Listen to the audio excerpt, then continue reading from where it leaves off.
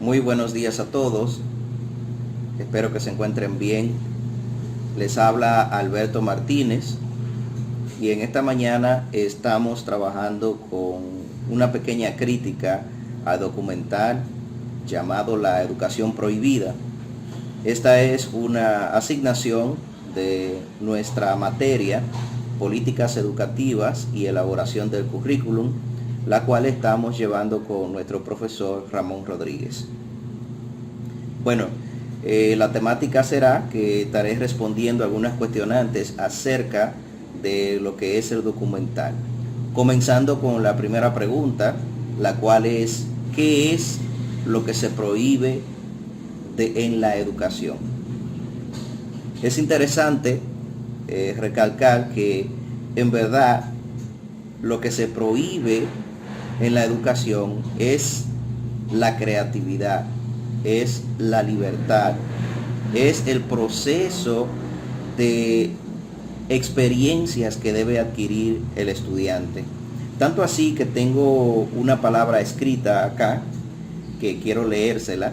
Lo que se prohíbe en sí es el proceso de descubrimiento, ya que, como pudimos ver, la educación no es simplemente aprendizaje, es mucho más que eso, es descubrimiento.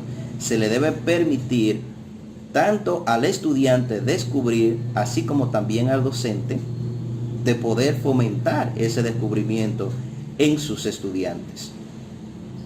Una segunda pregunta era: ¿quiénes son estas personas que prohíben lo que estamos mencionando? No podemos mencionar una persona en específico porque, como pudimos ver, el origen de la educación en lo que es Prusia, ¿verdad? Podemos ver que es el sistema de cosas el cual prohíbe este descubrimiento, principalmente de parte de los estudiantes y por ende también los ejecutores del proceso de enseñanza-aprendizaje, que son los docentes. Es el sistema completo quien prohíbe, no una persona o un individuo. La pregunta es: ¿quiénes son los afectados? Creo que ya he dado respuesta a esa pregunta. Los afectados principalmente son nuestros estudiantes, son nuestros jóvenes, nuestros niños, los cuales van a la escuela. Al principio del documental, pues uno de los maestros decía que en realidad las escuelas se han convertido en lugares no deseables. ¿En qué sentido? En que llega el lunes y el estudiante se siente estresado porque tiene que ir a la escuela. Pero no solamente el estudiante, sino también el docente siente que ir a la escuela no es algo agradable. Y sabemos que eso es algo que no debe de ser así. Una pregunta interesante era: ¿qué similitudes y diferencias existen entre el documental y la educación actual? Bueno, yo podría decir que existe un gran número de similitudes, cosas iguales. Y en cuanto a las diferencias, hay muy pocas, muy pocas. ¿Cuáles son las diferencias entre el documental y nuestra educación actual? Bueno, que en el documental existen ciertos tipos de terminologías, ciertas palabras, las cuales en nuestro sistema educativo se han cambiado, pero en el fondo sigue siendo lo mismo. Es decir, grandes similitudes y muy pocas diferencias. Esa es mi respuesta para esa pregunta. Una siguiente pregunta es: ¿en qué se evidencia la relación del documental con la obra de La Caverna, escrita por Platón? El documental inicia, ¿verdad?, con un fragmento de la obra donde se nos explica rápidamente en qué consiste. Bueno, si nos damos cuenta, se crea una discusión entre la directora, ¿verdad?, en un momento inicial en el documental, entre la directora y los estudiantes, a los cuales le habían pedido que se expresaran cómo se sentían y cuál era la perspectiva que ellos tenían de su escuela. Como los estudiantes querían expresarse libremente y decir lo que ellos pensaban, Entonces eso le afectaba a la institución y por eso la directora no estaba de acuerdo en que ellos se expresaran libremente. Tanto así que uno de los estudiantes dijo que decir lo que uno piensa es una falta de respeto.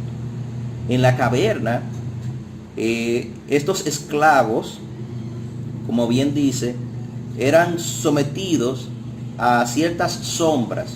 Estaban sentados mirando sombras. Y estas sombras que veían los esclavos son comparables a lo que son las clases cotidianas que nosotros damos. ¿Qué quiero decir? Que nosotros les enseñamos a los estudiantes lo que ellos deben aprender, no lo que ellos en realidad necesitan.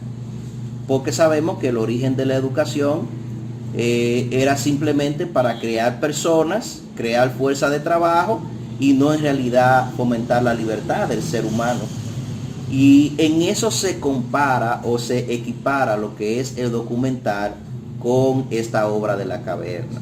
Que el sistema dice lo que hay que enseñar, cómo y cuándo debe de enseñarse, independientemente de los intereses y las necesidades de los estudiantes. Una última pregunta, muy buena en realidad, es ¿qué es lo que se necesita para cambiar este sistema educativo? ¿Qué es lo que se necesita?